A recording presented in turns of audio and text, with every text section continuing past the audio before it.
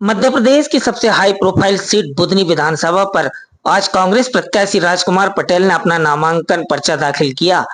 नामांकन के दौरान कांग्रेस के वरिष्ठ दिग्गज नेता भी मौजूद रहे। नामांकन दाखिल करने से पहले कांग्रेस पार्टी ने बस स्टैंड पर आम सभा का आयोजन किया। आम सभा को संबोधित करते हुए PCC chief Jitu Patwari Bharatiya Janata party पर जमकर बरसे। उन्होंने कहा कि इस सरकार को यदि सबक सिखाना है तो बुधनी में कांग्रेस प्रत्याशी को जिताना है अनिवार्य है।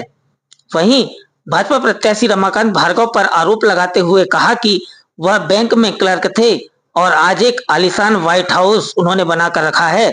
इतना पैसा कहां से आया?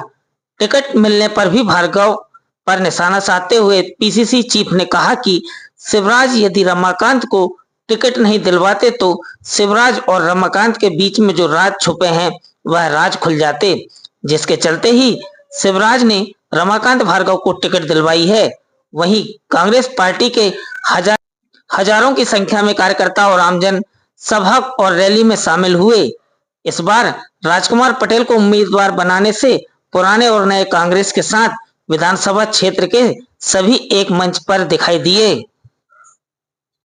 ये चुनाव भारतीय जनता पार्टी की सरकार जैसी थी वैसी चुनाव के बाद भी चलेगी, पर इस चुनाव के बाद एक अवसर आएगा कि भारतीय जनता पार्टी ने जो वादे किए और मुकर गई, इस पर बीजेपी को लगाम कैसे प्रदेश में इसका अवसर का ये सौभाग्य बुधनी की जनता को मिला है। भार्गव जी का एक काम है व्हाइट हाउस, सही है कि गलत?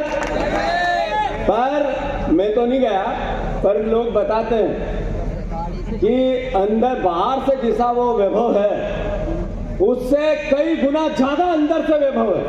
पर मुझे पता चला बैंक के मैनेजर थे, वो बैंक के मैनेजर थे और एक बार सस्पेंड भी हो गए थे। वो क्या प्यार है शिवराज जी को उनसे, आखिर इतनी गहराई को राजेंद्र भैया ने जिनने सीट छोड़ी वो दरकिनार,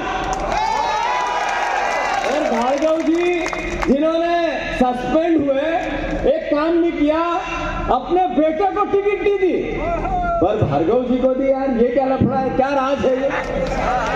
आखिर राज क्या है, अंदर की बात क्या है? अगर भार्गव जी को टिकट नहीं देती तो कई राज शायद जैसे बाहर भी आ सकते थे, सही है कि गलत? मजबूरी की टिकट है भार्गव जी की। कहूं कि बीजेपी को लगाम लगाने का चुनाव है। ऐतिहासिक जो बुधनी के परिवार के लोगों ने उत्साह बताया और जिस तरीके का कांग्रेस के कार्यकर्ताओं का मनोबल है, वो इस बात का एहसास कराता है कि ये सीट, ये धरती, बुधनी की धरती कांग्रेस की थी और मुख्यमंत्री को लोगों ने वोट दिया था, ये फिर कांग्रेस की होगी, ये एहसास आज हो गया।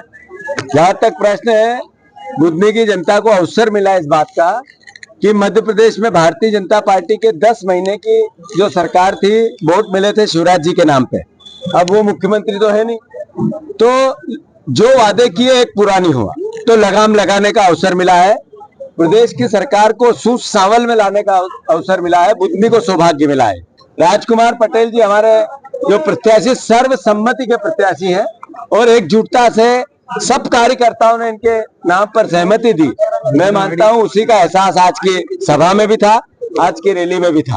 पूरा स्वाभाविक रूप से प्रत्याशियों में भी थोड़ा तुलना हो रही है। तो एक तरफ है सांसद जी जिन्होंने एक काम नहीं किया, केवल सफेद कोठी बनाने के अलावा, व्हाइट हाउस बनाने के अलावा, और एक तरफ है एक व्यक्ति जिसने कई प्रकार के आरोप प्रत्यारोप झेल के भी कांग्रेस के विचार को नहीं छोड़ा। मतलब अपने आप में ये एहसास कि किस व्यक्ति की पारिवारिक पृष्ठभूमि सेवा की है और किसकी एक क्लर्क से लेके कोठी तक की है, ये भी जनता बुधनी देख रही है, बुधनी की जनता देख रही है। तो मैं फिर से, ये कांग्रेस की सीट थी और फिर कांग्रेस की सीट होगी। मजबूरी है शिवराज जी की कि भार्गव जी को ही लड़ाना पड़ेगा, कई राज है उनके पास।